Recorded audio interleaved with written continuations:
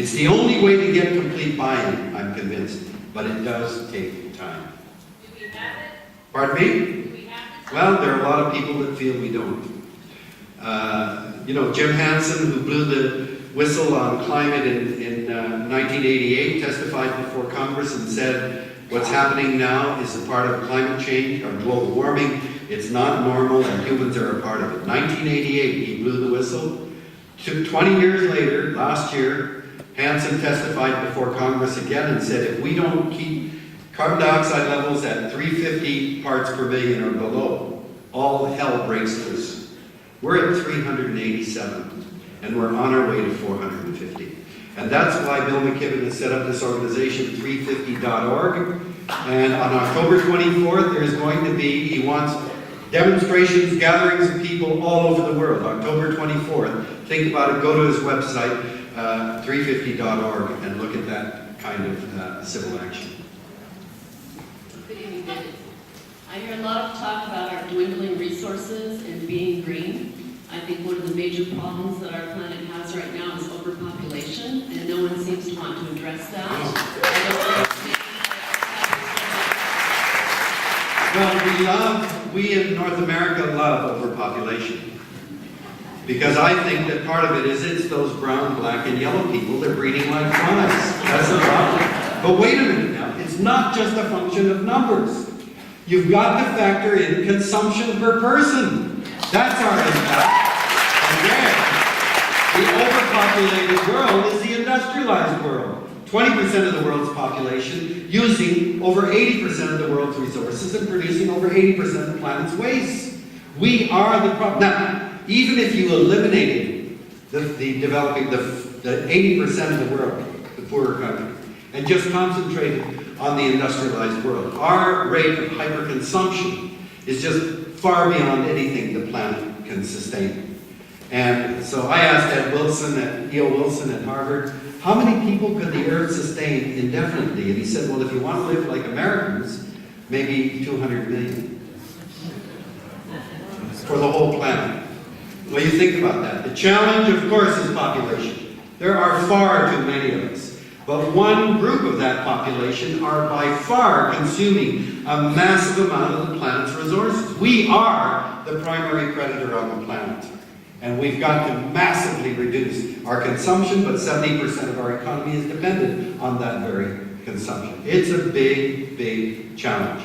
We're going to have to tighten our belts, but the question you have to ask is, what the hell is life all about? Is it about having more stuff? And it's not. We've got to start focusing on the things that really matter in our lives, and it's about human relationships. It's about the things that we do together. So there's a real opportunity, because that kind of a future doesn't demand a lot of stuff. That's high quality living, if you ask me. But I can tell you,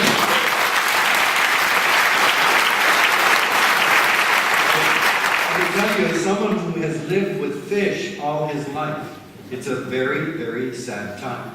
Because a lot of what I took for granted as a boy is just not here. And I know that the world that my grandchildren are growing up in is fundamentally impoverished from the one that I knew as a boy. And so it's a time of extreme sadness. Our generation has squandered in the name of economic progress. We've used it all up, and we've lived like kings and emperors. And the crash is going to be difficult. It's going to be hard, but we've got to start making that transition right away. Thank you. Well, I'm not going to be able to answer all these questions. Can I just take one minute? Awesome. But didn't you already ask a question? No. Sorry, all you white guys look alike.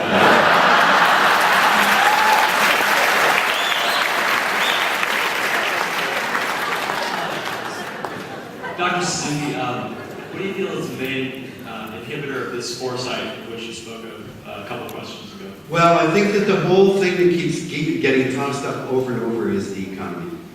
That you can't do this because it'll destroy the economy. Take, for example, the most effective tool that politicians have at their disposal to change behavior.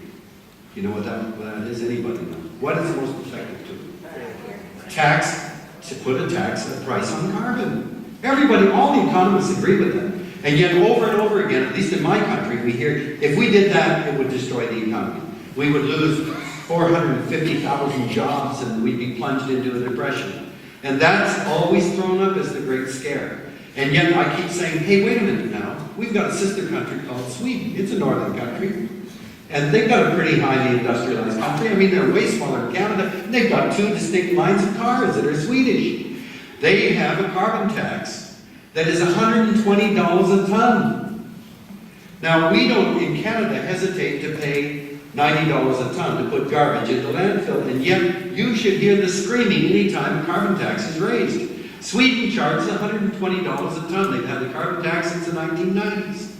And guess what? Their carbon emissions have gone 8% below 1990 levels up to the year, I think, 2004. They're way past the Kyoto target. And during that whole time, their economy grew by 44%. So,